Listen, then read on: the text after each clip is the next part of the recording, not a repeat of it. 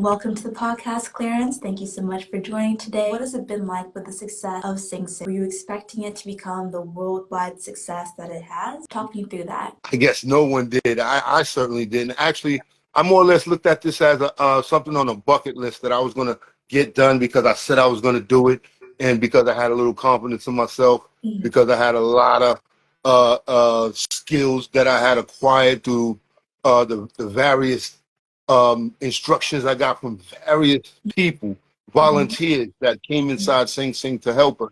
And I learned a great deal from them. They were all professionals. So because I was equipped with the tools and the armor, I set out to do this. But however, we never had. I thought I was going to get it done, and like it's off the bucket list now. On to the next chapter of my life. Exactly. Didn't know it was going to take off like this. Right. That is incredible. So you had these skills. These people come in to the studios to help you out with the acting process. So what was that like? What instruction did they give you on how to act, your acting cues? Well, when we were in prison, we had a theater group called Rehabilitation Through the Arts. And this is where the volunteers could come in. And it was a lot of people from Broadway, a lot of people from various theater troupes, professionals who had years invested in the craft.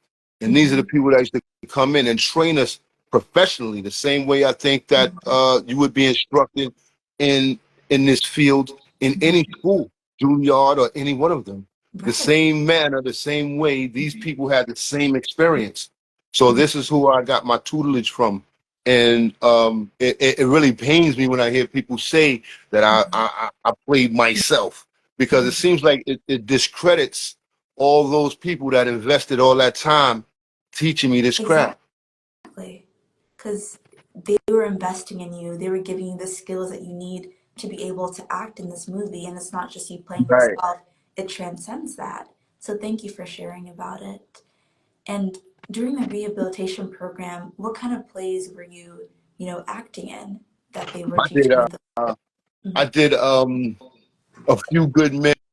I wasn't in A Few Good Men, but I helped choreograph some scenes, and I was always around to help. I wasn't in that particular play, but everything that I was involved with, I gave 110%. No matter what position I got, it didn't matter if I got the lead role or if I was a stagehand or if I happened to be director or casting or whatever position that the group deemed that was the best position for me at the time. That's the role I played.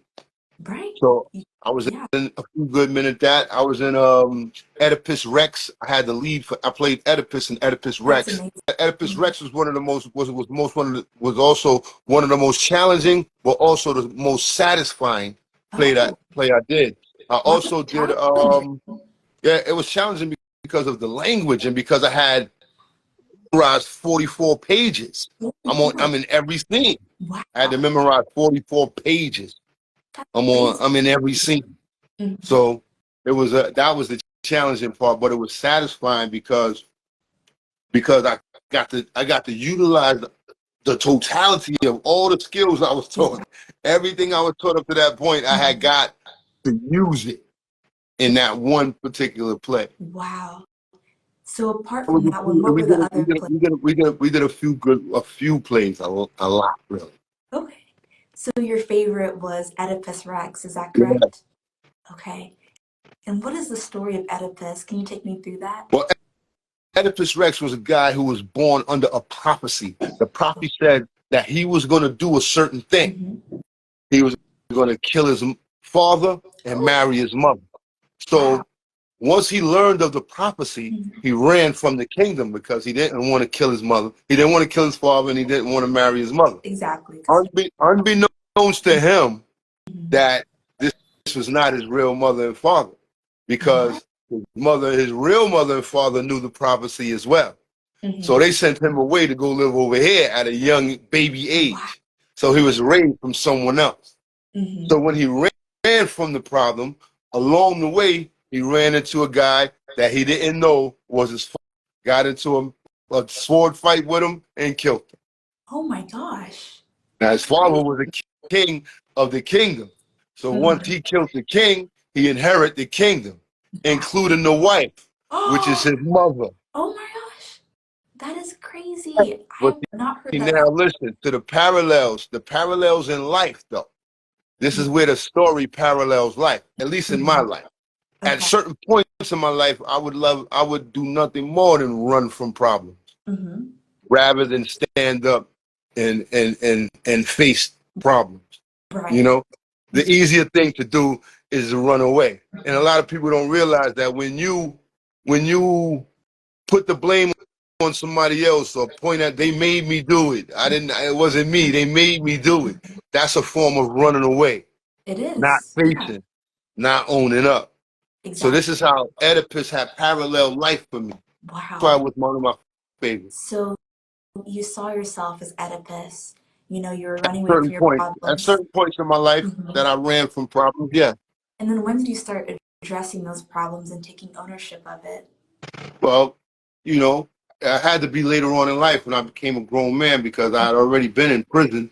I had already thought that up until this point in my life, I was doing the best I'm supposed to be doing. I was doing everything I was supposed to do because I figured, just like Oedipus, that I had a destiny, and I couldn't see anything past that. I couldn't see anything past the environment that I was growing up in. Wow.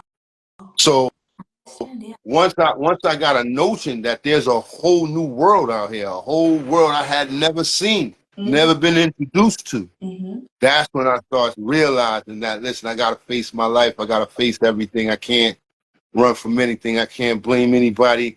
Yeah. Can't do any of those things. Exactly. And then now you find yourself, you're faced your problems, you've gone into this really major movie, Sing Sing, and you're acting alongside some greats like Colman Domingo.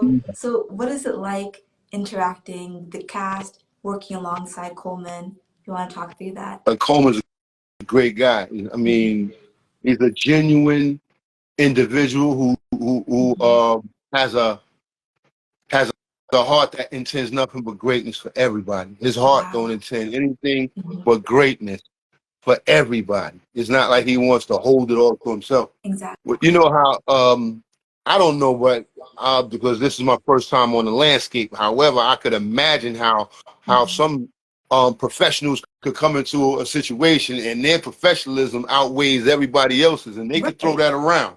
They could throw that around because it's them, and you gotta understand that with them. Yeah. However, you'll get that from Coleman.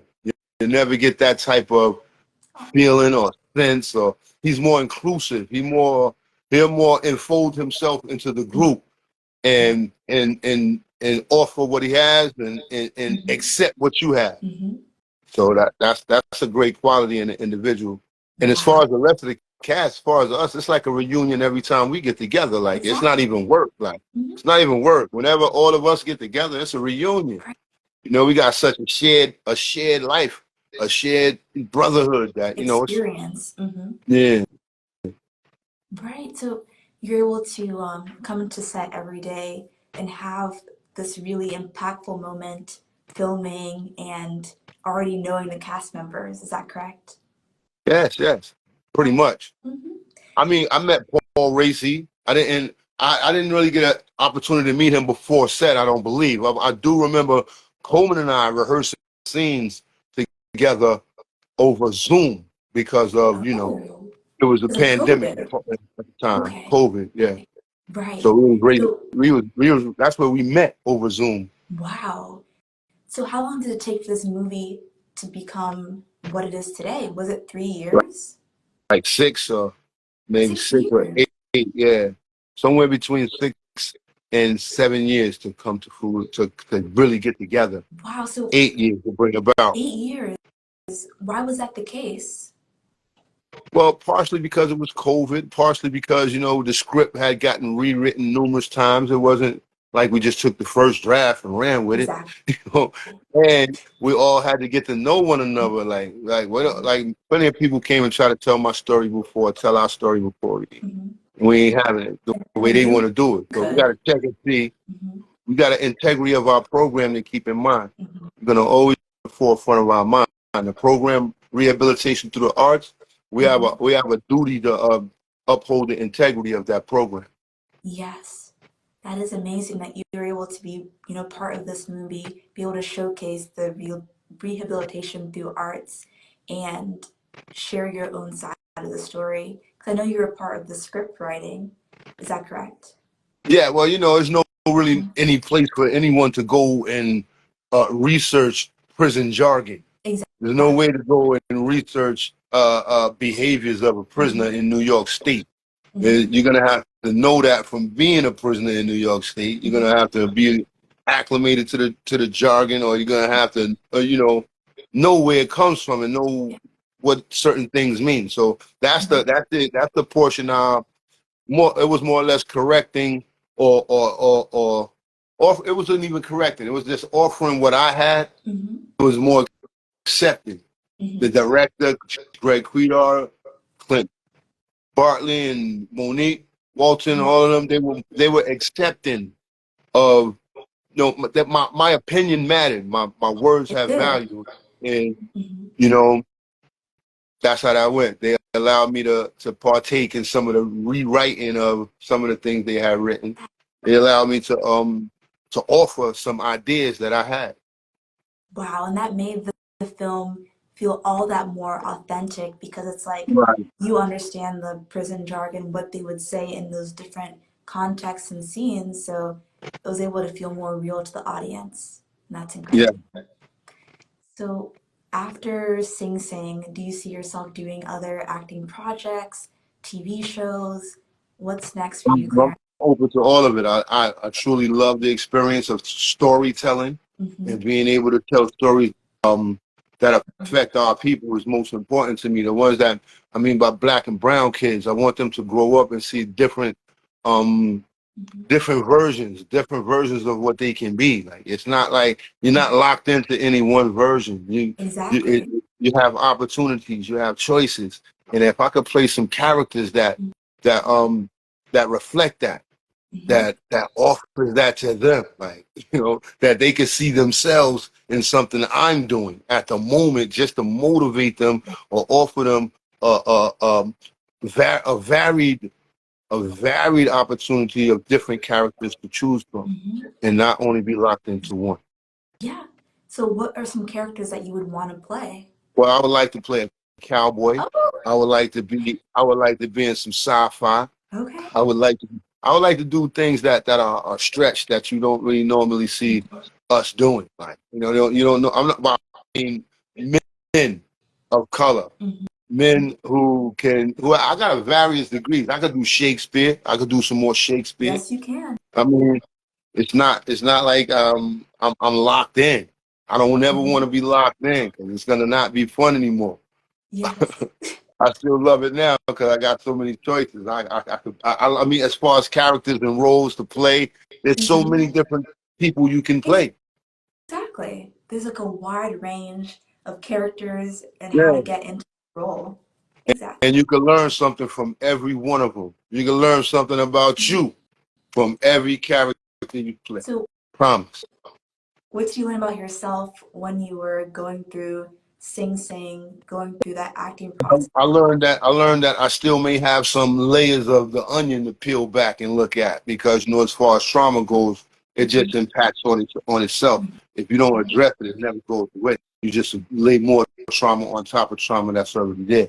So I learned that there's still some layers that I may have to peel back. Just Mm-hmm. looking back through how I react to things, and even when I came home, even now that I've been home, it still be times when I'll be having to catch myself like, yo, bro, what are you doing?